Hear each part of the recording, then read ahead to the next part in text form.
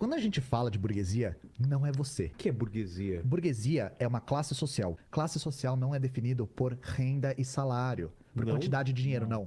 Classe social é definida pela posição que você ocupa no processo produtivo. Uma classe social, né, do processo burguês no processo produtivo, não é a pessoa que ganha um alto salário. Não é a pessoa que, porque ganhar salário você ainda depende do seu Exato. trabalho. Sim. O burguês é aquele Que que assina o cheque da gente.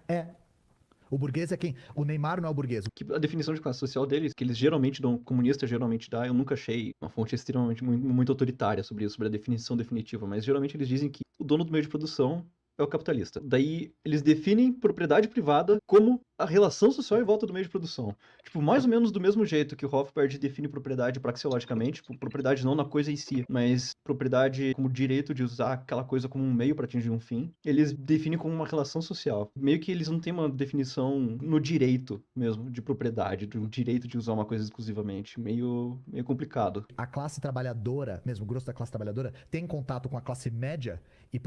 E a gente não está dizendo que um médico que ganha 50 mil por mês e um trabalhador que ganha um salário mínimo não são diferentes. Eles são diferentes. O que a gente está dizendo é que eles são da mesma classe social. Entendi. Eles são da mesma classe social. E por que isso é tão Opa, importante? Então, Queria saber por que eles são diferentes, então, na visão do comunismo, né? Porque o médico ele tá sobrevivendo do próprio trabalho, o trabalhador também. Qual que é... Ele tá deixando implícito aí que ele não quer falar que a diferença é que o trabalho do médico é mais valioso. Ele não quer menosprezar o trabalhador, obviamente, mas é isso que ele tá deixando implícito. É que eles têm uma dificuldade de aceitar que algumas formas de trabalho têm muito mais valor que as outras. E daí, assim, na União Soviética se tinha uma diferença de recompensa. Só que era, se eu não me engano, cerca de uns 50% assim, a mais para mão de obra especializada. E era igual de igual. Então, o pedreiro, professor, etc., todas as mãos de obras não especializadas ganhavam a mesma quantidade e as especializadas a mesma outra quantidade.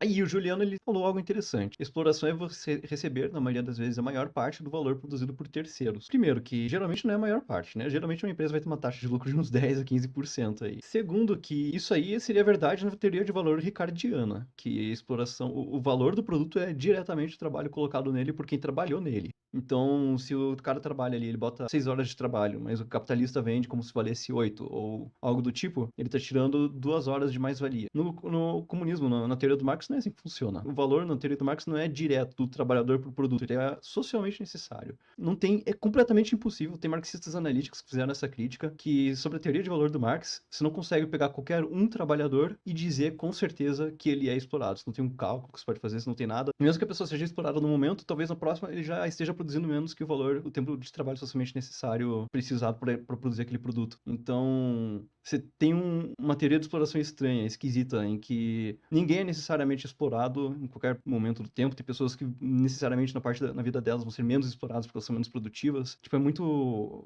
incompatível com esse discurso da exploração, a teoria marxista. A gente pode colocar o pequeno empreendedor, o pequeno burguês, como classe média também. Por quê? Porque junto com o grande capital, junto com a grande burguesia, vem o poder político. Isso que diferencia bastante a pequena burguesia da grande burguesia.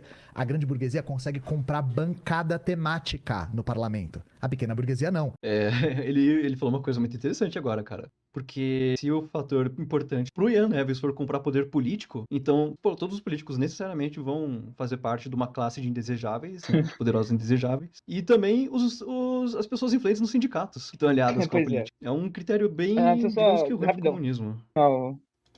A pequena burguesia, ela oscila entre ser trabalhadora e ser dona de meio de produção. Existe até uma oscilante. teoria da conspiração de que existem um número X de famílias que estão aí mexendo as cordinhas desde sempre. E se eu te contar que isso não é uma Não é, teoria não da é. conspiração? Se a gente for Não. observar... O Bilderberg, naquela reunião dos caras... Não, as famílias que dominam economicamente o Brasil, não todas, né? A gente tem a ascensão de outras Tem famílias. tem o New Money, isso existe. Mas a gente tem famílias que estão como protagonistas no cenário político e econômico brasileiro desde as capitanias hereditárias. Eu não duvido. Por quê? Porque, de novo, lembra que a gente falou sobre também o processo de reprodução da hereditariedade? É isso, a galera vai herdando as coisas, ela vai recebendo. Vai aumentando. E se encastelando cada vez mais e se distanciando. E aí, por que a gente salienta tanto isso? A gente vê, por exemplo, aquele episódio do MC da falar burguesia fede e todo mundo criticar porque ele tava no Lollapalooza. Primeiro, gente, a burguesia não estava no Lollapalooza, tá? Aquelas pessoas são classe média, classe alta. Isso não é burguesia. A questão é, mesmo que o estilo de vida de uma pessoa que ganha 50 mil por mês seja radicalmente diferente de quem ganha um salário mínimo, a pessoa que ganha 30, 50 por mês não é a raiz da desigualdade. Lembra que nós somos da esquerda radical? A gente vai na raiz da questão. Então, achar que essas pessoas são a raiz da desigualdade é um erro. Elas não são. É um erro de leitura. É um erro de leitura. E aí, Pietro? Você Então- fazia esse erro de leitura? Mais ou menos. Não, eu não fazia esse erro de leitura.